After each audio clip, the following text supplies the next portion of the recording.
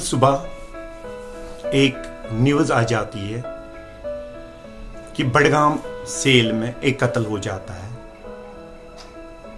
कत्ल जो हो जाता है 18 साल का एक बच्चा समीर अहमद का, और ये न्यूज फ्लैश हो जाती है टीवी पे या न्यूज चैनल्स पे, और न्यूज चैनल्स पे एक लड़की बयान देती है कि ये आकिब जो है घर से बाहर निकलता था खिड़की से और वहीं से अंदर जाता था सिगरेट पीने के लिए, और उसने ये इल्जाम दिया शायद ड्रग्स करने के लिए ये बाहर जाता था।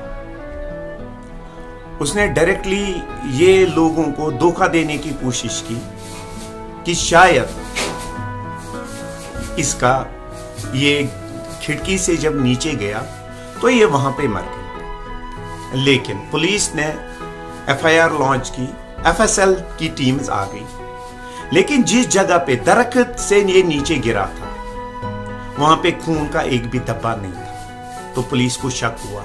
पुलिस ने सबसे पहले इन्वेस्टिगेशन की इसके घर से, इसके बाप को और इसके भाई को। जब इंटरोगेट किया गया बीरवा पुलिस ने, तो इन्होंने वहां पे ये कहा कि हम लोगों ने इसको कत्ल किया है, क्योंकि इनके बीच में तू मैं हुई। वो तू मैं क्यों हुई?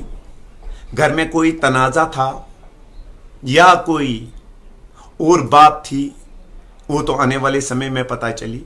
जब तू मैं हुआ तो इस दौरान इस समीर अहमद रख्तर का कत्ल किया गया। कत्ल करने का वेपन वो भी हासिल किया गया। जिन कपड़ों में इसको कत्ल किया गया था, यानी जिन पे खून था, वो भी बरामद किए गए। और कत्ल करने वाला कोई नहीं था, कत्ल करने वाला इसका भाई था।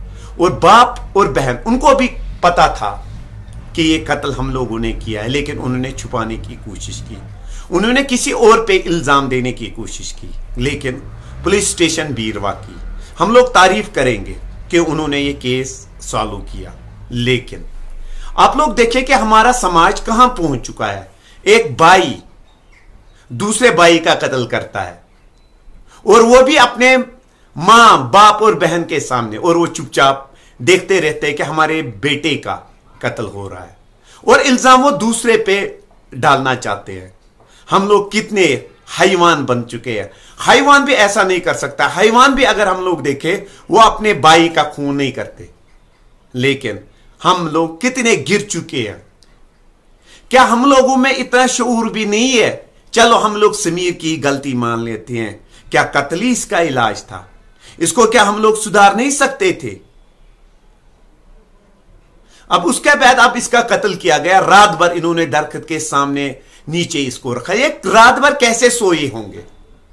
इसकी मां, इसका बाप, इसका भाई कत्ल करके इन्होंने इसे बाहर फेंक दिया। यह हैवान नहीं तो और क्या है?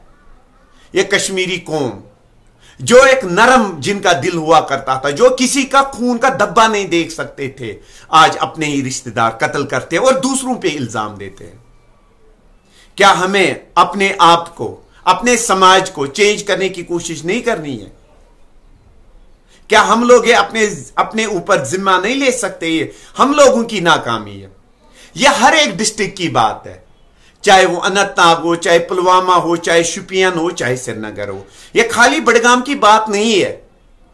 हम लोग देखो, हम कश्मीरी लोग जो कितना गिर चुके हैं कि हम लोग किसी का भी और कहीं पे भी कत्ल कर सकते हैं किसी का। अपने आप को सुधारे, अपने समाज को सुधारे, ताकि हम लोग सही तरीके से अपनी जिंदगी गुजार सके। एक वक्त ऐसा था जब कश्मीर को पिरवर कहते थे, लेकिन अब इसे कत्लों की जगह कही जाती है। कत्ल किया जाता है। कत्ल करने वाले को भी पता नहीं होता है कि मैंने क्यों कत्ल किया, और जो कत्ल हो चुका होता है उसको भी पता नहीं होता है कि कत्ल क्यों हुआ। शुक्रिया।